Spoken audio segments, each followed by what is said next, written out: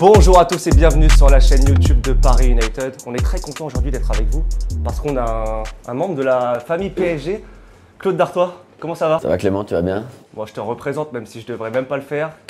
Toujours. 4 fois Koh-Lanta 2010, 2012, 2019, 2020. 4 fois finaliste, une fois vainqueur. C'est pas forcément. T'as vu, on est bien, on a les croissants. T'as vu, mais t'en as pris que pour toi, tu m'en as pas mis. On vient de te les retirer, mais j'ai pas trouvé de banane ce matin. C'est vrai? Ouais, C'est un tort, une banane par jour c'est la base. Magnésium c'est la base. Bon, comment tu vas? Écoute, je vais très bien, parfait. Ce début d'année, on peut mieux. Avant de commencer, si t'as un collier d'immunité, faut que tu le joues tout de suite. J'ai pas de collier, moi j'ai jamais eu de... Ah si, j'en ai eu un, mais j'ai jamais eu à aller jouer les colliers. Ouais, t'es pas Théora quoi. Ah, je suis pas Théora, moi. Comment tu gères le retour à la normale, le retour au quotidien après une telle émission et une telle projection? Bah, tu sais, moi je laisse faire les choses, je suis assez tranquille avec ça. J'ai ma vie de tous les jours, j'ai mes objectifs, j'ai mes défis, j'ai ma famille, mes enfants. C'est le quotidien, il revient vite. Après, médiatisation, ça fait partie intégrante de forcément quand tu passes à la télé dans une émission comme Koh-Lanta.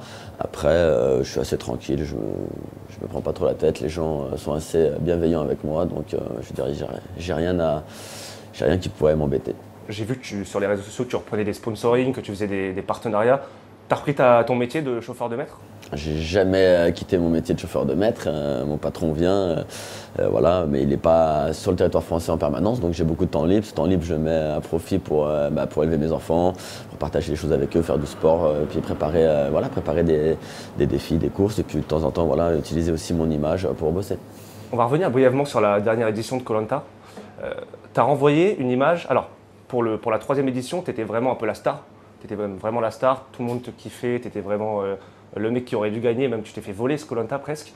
Cette année, tu as renvoyé d'images, pour certains, un peu plus arrogant, un peu moins grand public. En revoyant les images, est-ce que tu comprends cette image renvoyée? Qu'est-ce que tu en penses? Ouais, ce que les gens prennent pour de l'arrogance, c'est forcément des fois de l'assurance. Après, avoir de l'assurance, c'est pas forcément être arrogant. Moi, je pense pas avoir été arrogant, au contraire, demander à tous ceux qui ont fait l'aventure avec moi. Et après, les images, c'est un condensé. Si tu fais référence au poisson, quand je parle à Sam. Quand tu parles ou quand tu hurles dessus? Je hurle. En fait, tu sais, c'est exprimer sa frustration. C'est pas forcément crier sur quelqu'un. C'est lui qui est là ici, donc forcément, c'est lui qui va être en première ligne. Mais ma frustration, elle n'est pas sur lui, sur le fait qu'il soit pas à côté de moi. C'est plus sur le fait que j'ai loupé le poisson. Et d'ailleurs, je vais le dire quelques secondes après, avec Sam, on en rigole, on déconne et tout. Et moi, je suis comme ça. Mais c'est les gens qui me connaissent. Mais forcément, quand tu as un condensé, que tu vois la réaction, voilà, les gens peuvent avoir l'idée qu'ils veulent. Mais moi, je sais ce que je fais, je sais qui je suis. Et sur ça, je sais que je suis pas arrogant. Comment tu as vécu il y a eu beaucoup de critiques et des polémiques.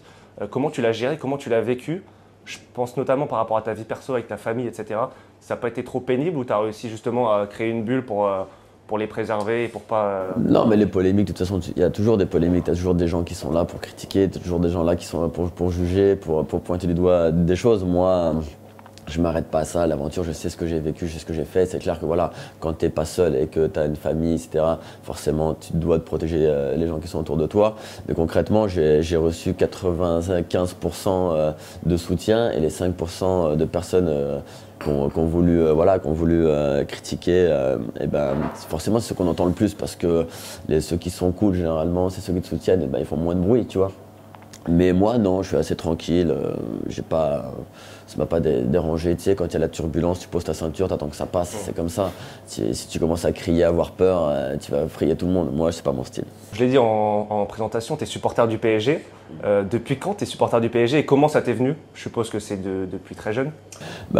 Supporter du PSG, oui, forcément. C'est le club en plus de ma ville, donc voilà. J'ai toujours suivi, mais j'ai commencé réellement, vraiment, avec l'époque de Ginola. C'est vraiment là où on a commencé à regarder un peu plus.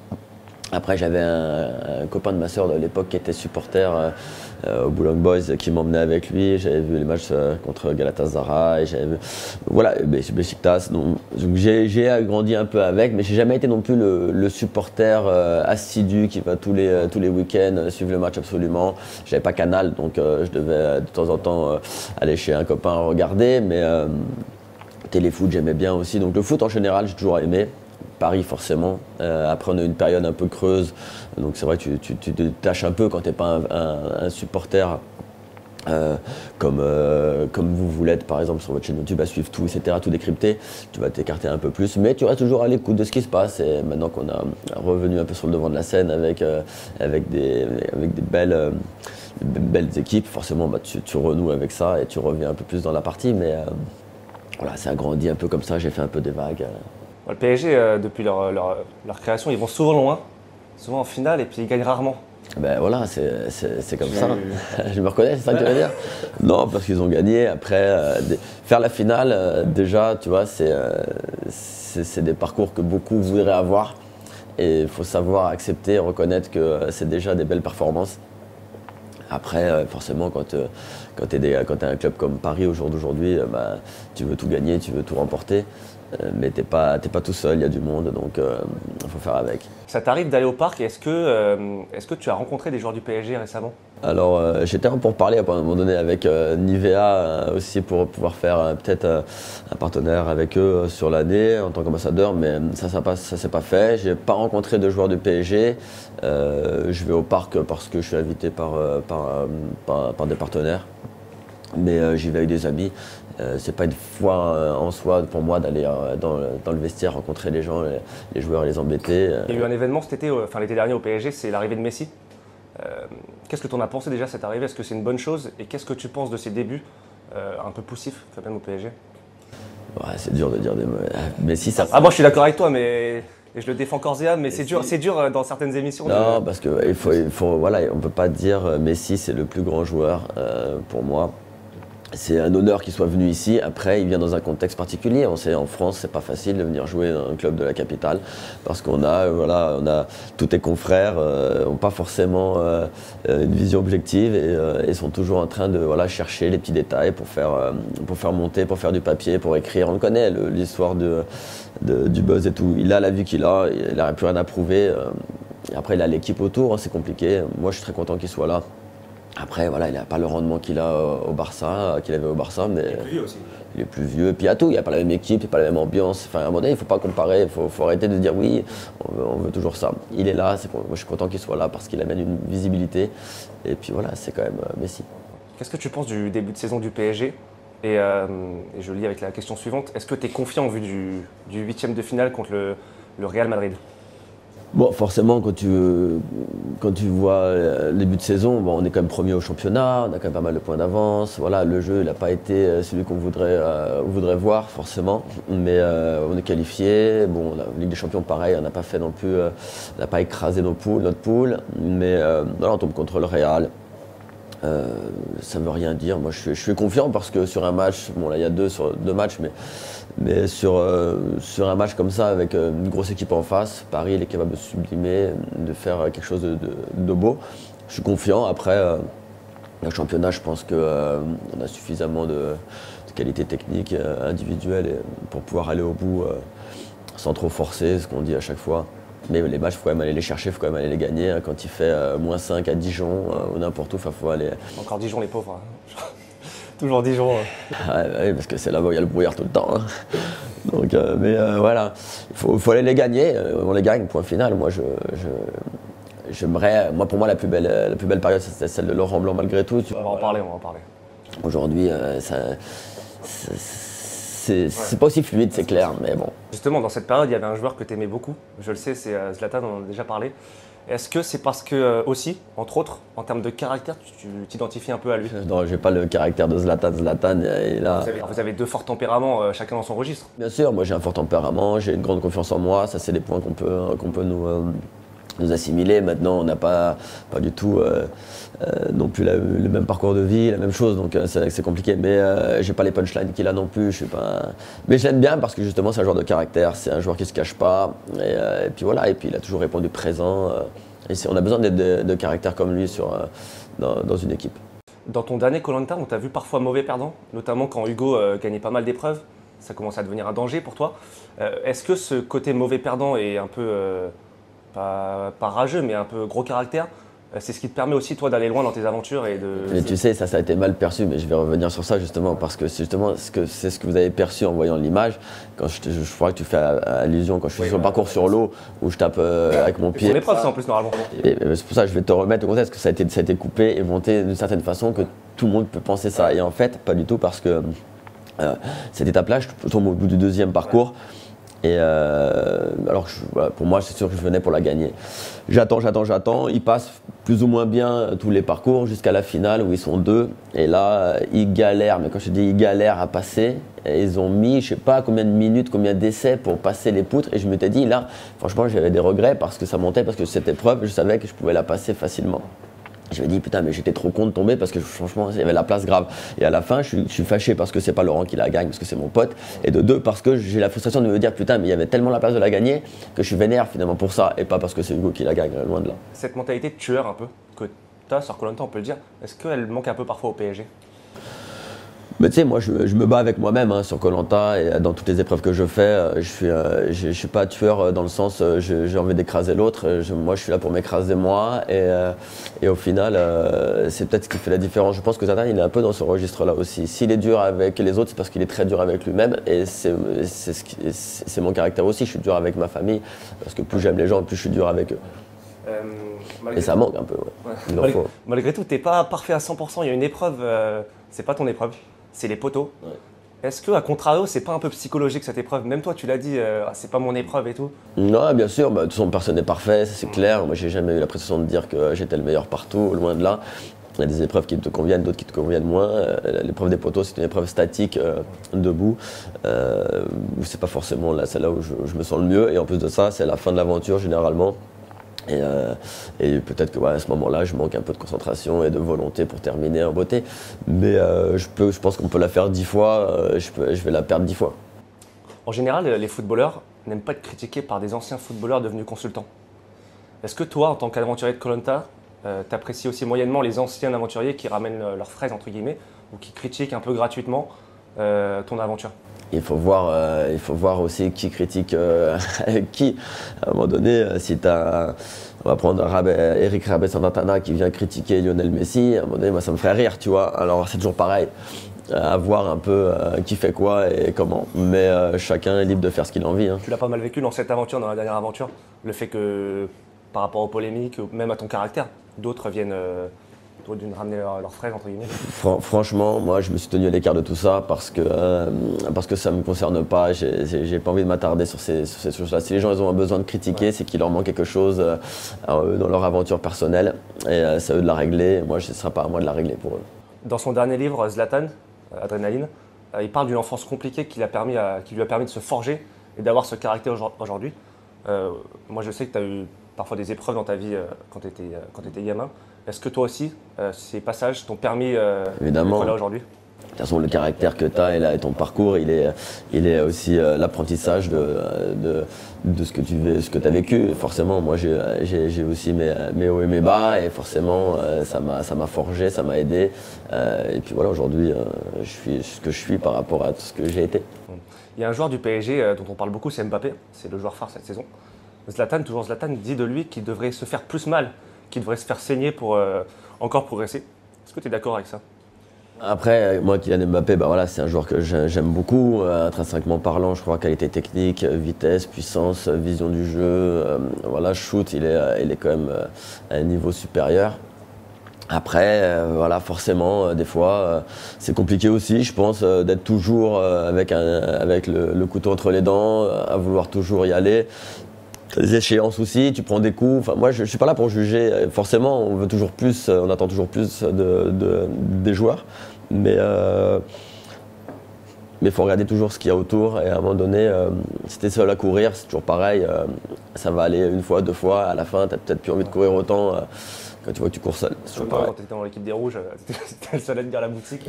C'est souvent comme dans Koh Lanta. Koh Lanta, à un moment donné, quand tu te lèves 1 jour, 2 jours, 3 jours, 4 jours et que tu pêches ou tu fais pour les autres, à un moment donné, tu attends un minimum en retour d'investissement des autres.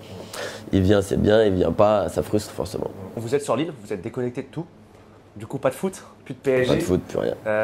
Cette saison, tu étais pendant le 8e contre le Barça, le quart contre le Bayern. Bon, je vais donner une petite info. Voilà, il y avait une équipe technique, je sais qu'ils sont fans de foot aussi. Et c'est vrai qu'on n'a pas le droit d'interagir ensemble. Et je leur avais dit, s'il vous plaît les gars, contre le Bayern, dites-moi le résultat, qui a gagné, qui a gagné. Ils n'ont pas voulu me donner le résultat.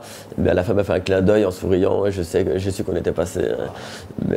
Et après, quand je lui ai demandé, alors c'est qui le prochain contre qui on tombe, ils m'ont pas répondu. Et donc, je savais pas que c'était contre Manchester City. Et je lui ai dit, on calculait les jours, etc. Et je lui ai dit, bon, normalement là on a passé. Et si c'était pas les mêmes sourires, etc., c'était un petit peu mou. Et à la fin, il m'a fait comme ça, du style, c'était mort. Donc je suis qu'on n'avait pas gagné. Mais je sais pas contre qui, j'ai découvert en rentrant. Tu l'as dit, tu supportes le PSG depuis plusieurs années. C'est quoi ton plus grand souvenir en tant que supporter du PSG? C'est difficile, le plus grand souvenir en tant que supporter du PSG. C'est compliqué de se répondre à cette question. Bon, forcément, on a le but à la dernière minute contre Chelsea. On a forcément le 4-0 contre le Barça, c'est assez récent. Et si je devais te demander ton joueur préféré? De tous les temps au Paris Saint-Germain. Ouais. Oh, c'est pareil, c'est compliqué, il y en a beaucoup qui sont passés. On a eu Ginola, on a eu... Georges Weah, Cavani, j'aime beaucoup. Cavani, c'est clair. J'aime aussi... Je dis pas trop parce que moi je me fais trop critiquer quand je dis que j'adore Cavani. Non, mais j'aimais bien aussi Lavezzi, Pocho Lavezzi, c'est des joueurs que j'aime beaucoup. Ça c'est parce que tu fais des soirées avec lui. Zlatan, non pas du tout. Zlatan, non il y en a trop, c'est difficile de sortir un, franchement. Bon là tu vas pouvoir me répondre par contre pour la prochaine question. C'est quoi ta plus belle victoire sur Koh Lanta? La plus belle victoire sur Koh Lanta, c'est d'avoir eu l'investissement que j'ai eu sur toutes mes aventures, d'avoir été au bout, en étant content de mes parcours. Il n'y a pas une épreuve, je sais pas, le cochon pendu, les plus de 3 heures ou 4 heures, je sais plus. Non, je prendrais franchement la globalité des aventures. C'est ma plus belle victoire parce qu'au final, tu peux gagner des victoires comme ça un peu par-ci par-là, mais si tu arrives sur la longueur totale à avoir une constance et voilà, en ayant un investissement sur le camp qui fatigue et qui épuise, avoir des bons résultats sur les épreuves qui arrivent et être performant tout le long, pour moi c'est la victoire globale qui est belle, parce que tu peux avoir le meilleur des parcours en Champions League en mettant des buts ou en faisant des 0-0, en étant un but à l'arraché comme ça, pas ayant un beau jeu et à la fin gagner.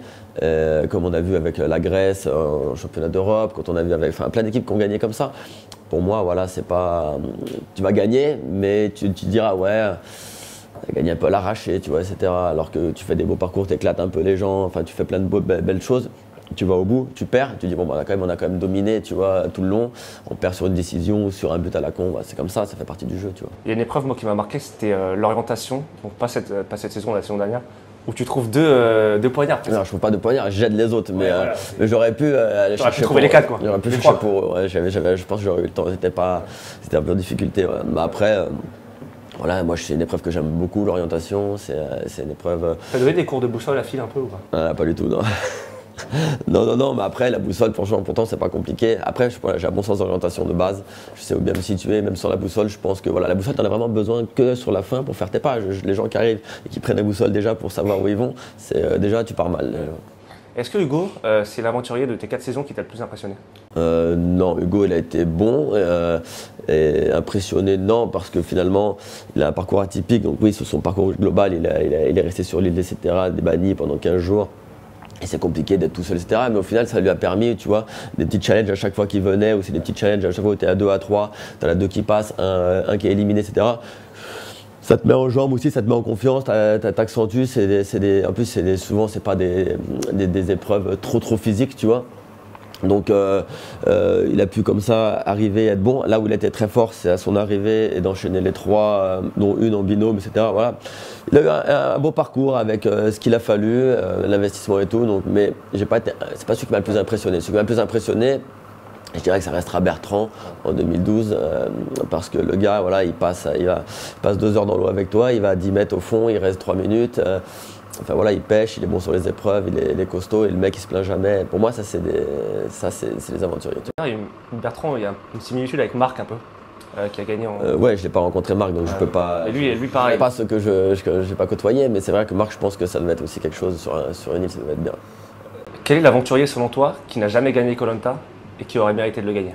Toutes les saisons, t'en as 2-3 dans chaque saison qui mériteraient de gagner en fonction de ce qu'ils ont fait, tu vois. Donc, mais c'est vrai que je regarde pas assidûment. Moi, je suis pas un fan. Un mec comme Martin, il aurait dû gagner. Un mec comme Martin, il aurait dû gagner son retour, ouais, face à Laurent, parce que voilà, le gars il pêchait pareil, il a gagné, il a été fort. Un mec comme Martin, ouais, t'en as plein qui ont fait les finales. Je sais pas en tête parce que je les suis pas tous, mais ouais, Martin c'est le bon exemple. Bon, t'as fait 4 Koh Lanta. Franchement, t'aurais mérité d'en gagner 3 au moins. T'en as pas gagné officiellement. Est-ce que tu le vis un peu comme un échec? Pas du tout. Alors, vraiment pas du tout. Je t'ai dit, je les ai gagnés les 4 mois. Non mais tu l'as pas mal pris le fait de pas gagner. Enfin, jamais, que ton nom soit écrit ou pas, ça pour moi c'est de la connerie, tu vois. Après, ce qu'on va retenir généralement, cite-moi tous les gagnants depuis 2001. non. Voilà, merci. C'est tout, ça suffit, j'ai pas besoin que tu me dises autre chose.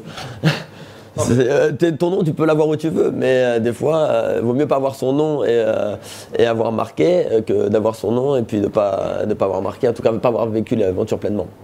Donc moi j'ai tout gagné, je suis content avec ça et je suis en paix. Donc Koh-Lanta, tu peux me confirmer que c'est fini pour toi? Ah, c'est fini pour moi. Est-ce que tu as d'autres projets d'émission pour l'avenir? J'ai pas de projet en vue forcément, j'ai entendu beaucoup de choses, etc. C'est moi qui refusais pas mal de choses, tu vois.